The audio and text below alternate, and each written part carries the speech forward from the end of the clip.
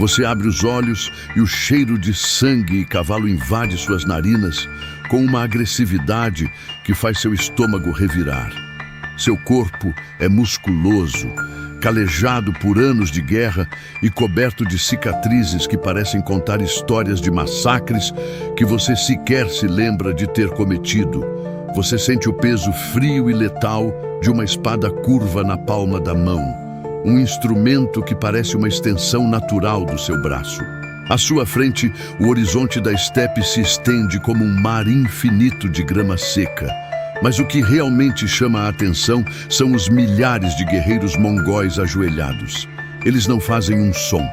As cabeças estão baixas, as testas encostadas na terra, e o tremor que percorre seus corpos é quase rítmico, como se compartilhassem um único sistema nervoso. Mensageiros de cidades distantes já chegam galopando em cavalos exaustos, trazendo bandeiras brancas e ofertas vultosas de rendição antes mesmo de você abrir a boca para dar uma única ordem. Você é Genghis Khan, o conquistador que derrubou impérios e exterminou quase 40 milhões de almas, uma mancha indelével na história da humanidade. Cidades inteiras se dobram ao simples soar do seu nome. Mas enquanto você observa aquela maré de homens esperando algo que você ainda não decidiu, uma vertigem toma conta da sua mente. Algo está terrivelmente errado. Eles já estão tremendo antes de você decidir qualquer coisa. Se você está pronto para entender o que há por trás das sombras do poder absoluto, inscreva-se agora, pois o que vamos descobrir nesta imersão pode mudar para sempre a forma como você enxerga a sua própria vontade. O sol atinge o topo do céu, mas a luz que banha as tendas não parece natural. Ela tem um brilho metálico, quase artificial, que torna tudo mais nítido do que deveria ser. Você caminha entre as fileiras de soldados. A intenção de inspecionar o acampamento mal se formou na sua mente quando percebe, com um sobressalto, que eles já estão se posicionando exatamente como você queria que estivessem. Não é uma coincidência. É como se houvesse um roteiro invisível sendo lido por cada uma daquelas pessoas que, ironicamente, temem sua fúria. Você tenta se concentrar, quer testar a autoridade que lhe foi imposta. Você olha para um prisioneiro capturado na última incursão, um homem cujos olhos refletem um pavor profundo. Você não quer matá-lo. Na verdade, surge em você um impulso repentino de misericórdia, um desejo de libertá-lo apenas para ver o que acontece. Antes que você consiga formular a frase, antes que um músculo do seu rosto sequer se mova para indicar clemência, um soldado ao seu lado desembainha a lâmina e decapita o prisioneiro. O sangue jorra, quente e real, manchando suas botas de couro. O soldado ajoelha-se imediatamente, tremendo, murmurando desculpas por ter antecipado o que ele acreditava ser o seu desejo. O seu coração dispara. O medo deles não nasce da sua vontade. Ele é uma entidade autônoma, uma máquina que opera sozinha. E você é apenas o gatilho, ou talvez o espantalho, que o sistema usa para justificar a carnificina que já está programada para ocorrer. A sensação de ser um observador dentro do próprio corpo torna-se opressiva. Você tenta se afastar do acampamento, galopando em direção às colinas, querendo encontrar o limite desse cenário.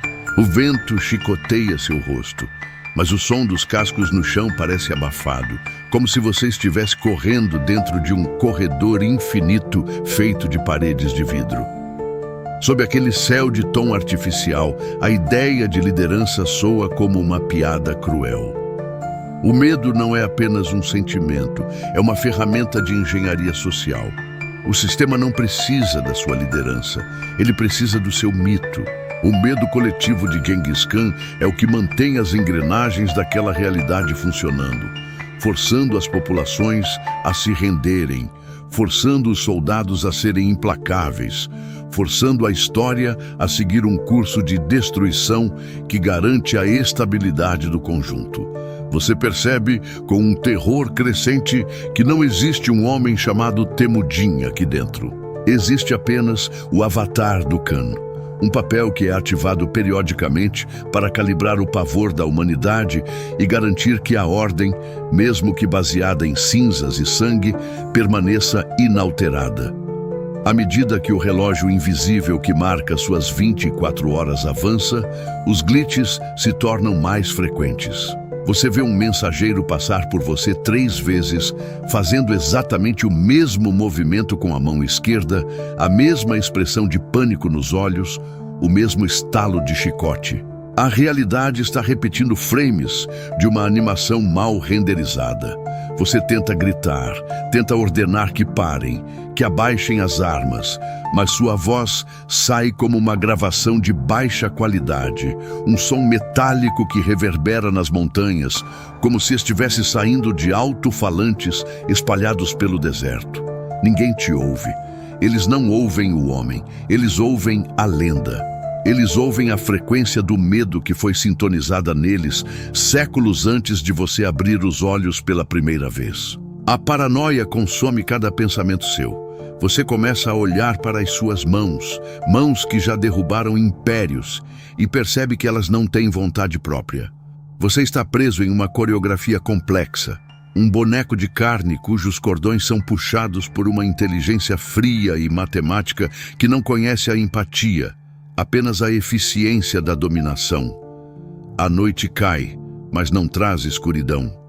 O céu assume um tom de roxo elétrico e as estrelas parecem pontos de luz fixados em uma abóbada de metal. Você decide fazer uma última tentativa de quebra. Você entra na tenda principal, onde os generais esperam por ordens de ataque contra uma cidade que, segundo os mapas, nem deveria estar naquele continente. Você se senta no trono, sentindo o frio do metal atravessar suas vestes. Eles se aproximam, dispostos a traçar planos de genocídio. Você abre a boca e, em vez de dar a ordem de ataque, você tenta pronunciar a palavra paz. Você se esforça ao máximo, a garganta dói.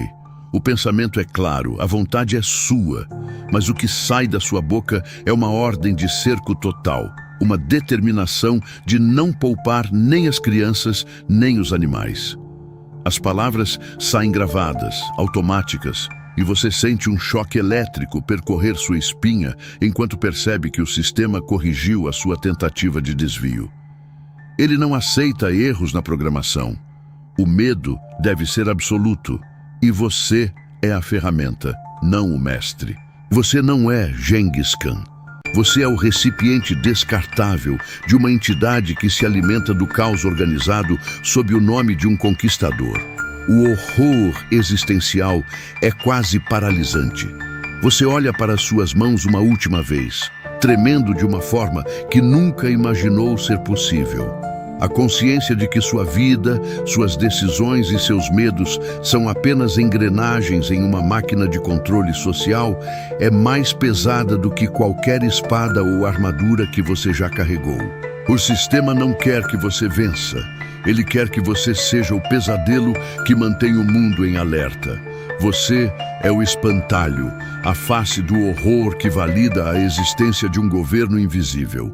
Enquanto o tempo se esgota e a simulação começa a se desfazer nas bordas, transformando o acampamento de guerra em um borrão de pixels e poeira, uma pergunta angustiante fica cravada em sua mente. Você está lá, sentado naquele trono, mas quem está realmente operando o seu medo? Você começa a perceber que os soldados, os mensageiros e até mesmo o inimigo que você nunca encontrou, todos possuem o mesmo brilho vazio nos olhos. É o olhar de quem foi programado para reagir ao seu nome. Eles não são pessoas, são espelhos. Eles refletem a imagem que o sistema projeta através de você. Se você tentasse fugir para além das colinas, encontraria apenas o vazio. Ou pior, um outro cenário, uma outra máscara, um outro papel para desempenhar. O peso do império que o Khan construiu não repousa sobre os seus ombros. Ele repousa sobre a sua consciência. Uma consciência que foi fabricada para acreditar que possuía autodeterminação, E se o que você vive no seu dia a dia for exatamente a mesma coisa? E se as suas escolhas, os seus medos, as suas reações intempestivas e as suas angústias não forem suas, mas sim respostas automáticas a um sistema de controle tão vasto que você nem consegue enxergar as paredes? Você olha ao seu redor e percebe que as pessoas também reagem antes de você decidir. Elas esperam que você responda de uma certa forma. Elas esperam que você tenha medo, que você seja agressivo, que você se conforme. Elas exigem a manutenção do papel que você foi designado a interpretar. Você tenta se levantar do trono, mas seu corpo se recusa. Ele está travado na posição de autoridade, a postura perfeita do conquistador que todos temem. O relógio marca quase o final das 24 horas. A ansiedade de saber que você será descartado, que essa consciência será apagada para que o próximo avatar assuma o lugar na simulação, é a última e mais terrível verdade. Você percebe que o poder nunca existiu. O poder é apenas a ilusão criada para que o medo possa florescer. E onde há medo, há controle. O sistema se mantém através de você, alimentando-se da sua energia, da sua agonia, da sua percepção de ser alguém poderoso, enquanto no fundo você é apenas uma peça descartável em um jogo que nunca terá fim. O cheiro de sangue começa a desaparecer, substituído pelo cheiro de ozônio e fios queimados. As vozes dos generais tornam-se um zumbido digital, um ruído branco que preenche o vazio que logo será o seu fim.